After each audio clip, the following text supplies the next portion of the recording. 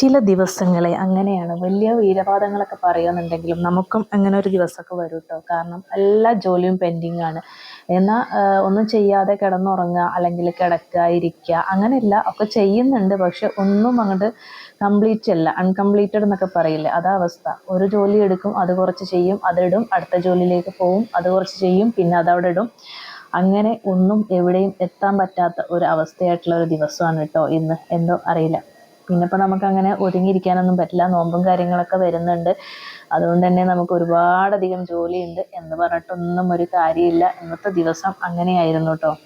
പിന്നെ അതൊക്കെ കഴിഞ്ഞിട്ട് എന്തായാലും നമ്മുടെ മൈൻഡൊക്കെ ഒന്ന് റീഫ്രഷ് ചെയ്യാന്ന് പറഞ്ഞിട്ടൊന്ന് പുറത്തിറങ്ങിയതാണ് കേട്ടോ. അപ്പോൾ നല്ല മുളക് ഒരുപാട് ഉണ്ടായിട്ടുണ്ട്. അപ്പോൾ അതൊക്കെ മൂത്തതൊക്കെ നോക്കിയിട്ട് വേഗം പറിച്ചെടുത്തിട്ടുണ്ടായിരുന്നു കേട്ടോ. ഈ ഒരു മരമൊക്കെ ഞാൻ കുറേ ആയിട്ട് പിഴുതെറിയാൻ നോക്കുന്നതാണ്. വീണ്ടും വീണ്ടും ഉണ്ടാവുന്നുണ്ട് കേട്ടോ. അതുകൊണ്ട് പിന്നെ അങ്ങനെ വെച്ചേക്കാണ്.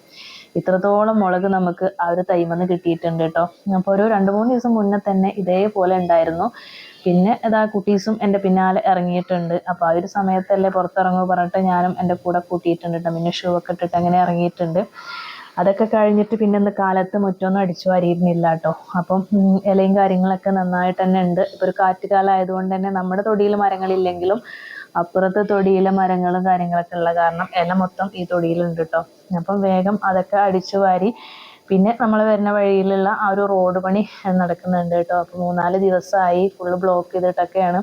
ഇടയിൽ ഇങ്ങനെ വണ്ടികൾ പാസ് ചെയ്യുന്നുണ്ട് കേട്ടോ. അപ്പോൾ അതിൻ്റെതായ ബുദ്ധിമുട്ടുകളും അവർക്ക് ഉണ്ടാകും. പിന്നെ ഈ ഒരു സംഭവം ഞാൻ ചെറുപ്പത്തിൽ എവിടെ നിന്ന് സൗണ്ട് കേട്ടാലും ഓടി വന്ന് നോക്കുന്നതാണ് കേട്ടോ. അപ്പോൾ കുറച്ച് സമയം ഞാനും ഷാനയും മിന്നും കൂടെ ഇതൊക്കെ ഒന്ന് നോക്കിയിരുന്നു. പിന്നെ വീണ്ടും തിരിച്ച് ഇവിടേക്ക് വന്ന് ചായയും കുടിച്ച് അങ്ങനെ ഇരിക്കുകയാണ് കേട്ടോ.